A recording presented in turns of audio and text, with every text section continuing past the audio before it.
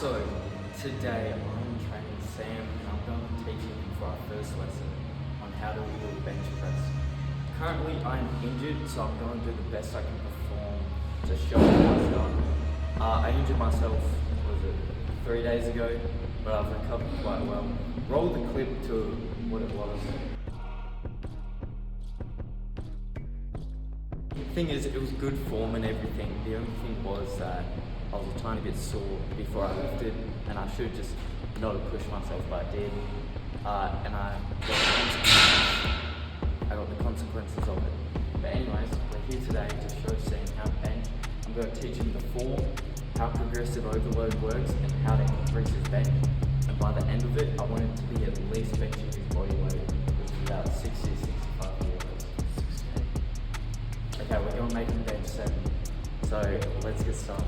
So first, before we start, we need to do warm-ups, and these are the 3 things you need, which is poles, light weights, and a roller. Yeah, nice. Pretty self-explanatory. For the form, there's 3 main components, which is your grip on the bar, your leg drive, and your arc in your back. So essentially, when putting them all together, that's how you get a good bench press, and you're not risking injury and everything like that. And then I'll go on to later on, like the way of the motion of how it comes up and down. But we'll start first with, you don't really want a wide grip, but you want it in that perfect motion where it's a bit out of your shoulder length, and where you can arc your back, and then your legs help pull. So I'll show it in 3 steps. So fold back. And then I like to have my pinky before the grip. Set up legs. Push it back down. And then lift. And then the motion of the bar goes down slowly to your lower chest. And you don't want flared elbows. You want your elbows to be tucked and as if you're bending the bar. And slow and soft and quick. Pinky set in place wherever it feels most comfortable. And then before you lift, push up, like push your chest towards the bar, but keep your feet on the ground and try and lift up. And then pull your shoulder blades down so you get that arc. Yeah, that's good. And then good leg drive. And now lift. And have your fist facing upwards. Like that, a bit more forward. And to your lower chest. Just do it very slow because there's no weight.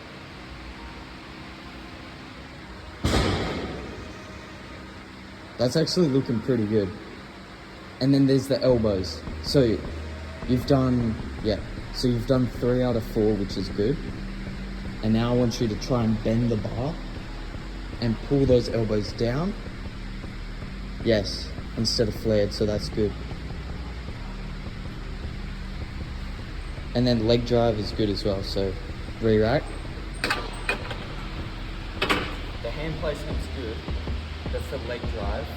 Pull the legs back, let's say before this line. Yeah. And then really bend. And you can feel it already, like you can feel your legs tense before you even lift it. And then say, bring your forehead to the bar, push your shoulder blades in, lift, and then bend, and then down, and up. I think why you grab it that way is because when the bar's at the back, you have to grab it backwards.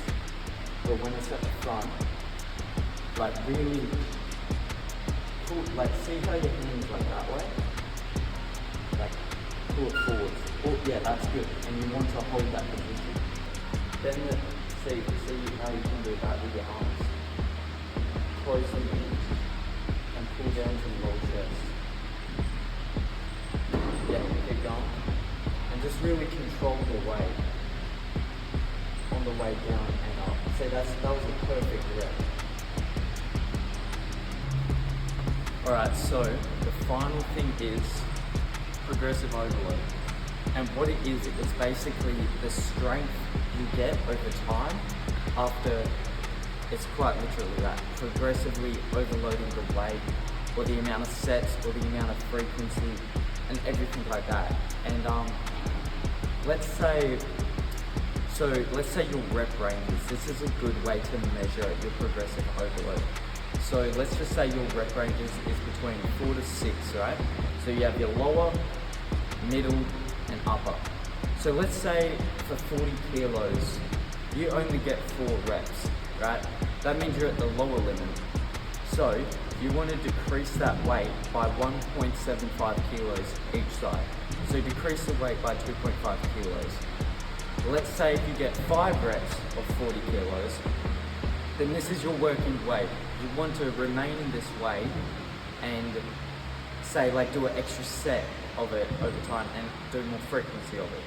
And then your final one is, say if you get 6 reps of 40 kilos, then that's your upper weight, which means you can lift heavier, so you can add 1.75 kilos to each side and then see how that goes for you. And it's just a repeated process for each single weight that you do, so yeah. And your biggest thing with the bench press is frequency. If you want to improve your strength training, you would have to do it, say, 2 to 3 times a week. Say 2 of these can be heavy sets, like heavy days, and then another one could be a lighter day where you do lighter weight for a lot more reps and a lot more sets, so you can get more volume into what you're lifting. So let's just say you can only rep 40 kilos for 8 reps, right? But you can bench 30 kilos for 15 reps. On those lighter days, you would want to do 30 kilos for a lot more reps.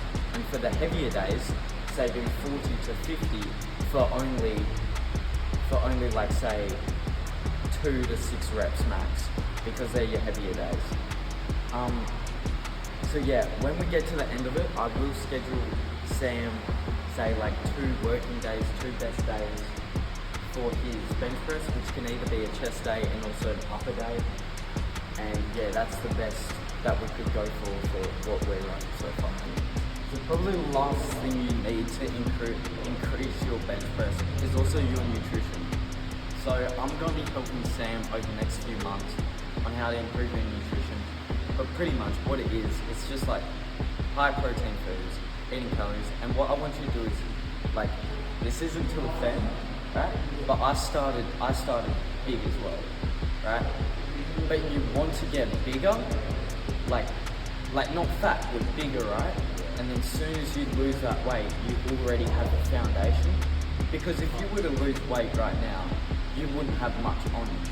But if you constantly have your protein, you're in a calorie surplus, which just means you're bulk, and you're eating constantly, and you're constantly working out, constantly improving. Bro, I was stuck on 60 kilos for a long time, and then I started focusing on my intake and what I eat, and also my intensity. Intensity is another thing. And yeah, then it improved and got to up to 70 for 2 reps, and I can do that easily now. But now I can't because I'm injured, but we'll give it, say, another few weeks, and that will be back. But yeah, I definitely think you can do it, for sure. And your intensity is another thing that's going to be improved as well, which you highly need to focus on. So your intensity is basically out of 1 to 10 scale. It's called the RPE, and it's basically a 1 to 10 scale. It's just how hard you're working. So for me, a 40 kilo bench press is probably on the 3, like it's maybe 3 to 4 for me because it's very light. And then let's say when I get up to 60, that's at least an 8 or a 9 because it's very intense and I can only do a limited amount of reps for them. And then my 70 kilo bench press, that will be a 9 or a 10 as well, because that is where it's the most intense for me. So yeah. Alright, that's good positioning. And to slow it down and balance it. Yes, that was so good because you hit it low, which is good. Yeah, that's perfect. And That was still good though. Your fists were really straight. It's only like towards the end, like it got pretty low. But just try and remain a constant at your lowest, like at your low chest. So from today, Sam has definitely improved on his bench press, and with the matter of time, his bench press will just get better and better over time, especially with the progressive overload.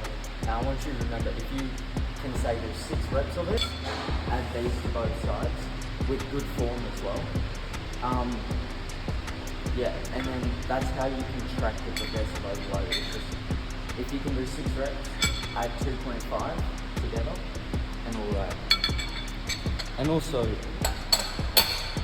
how intense you're training as well is what's really going to push you to get further.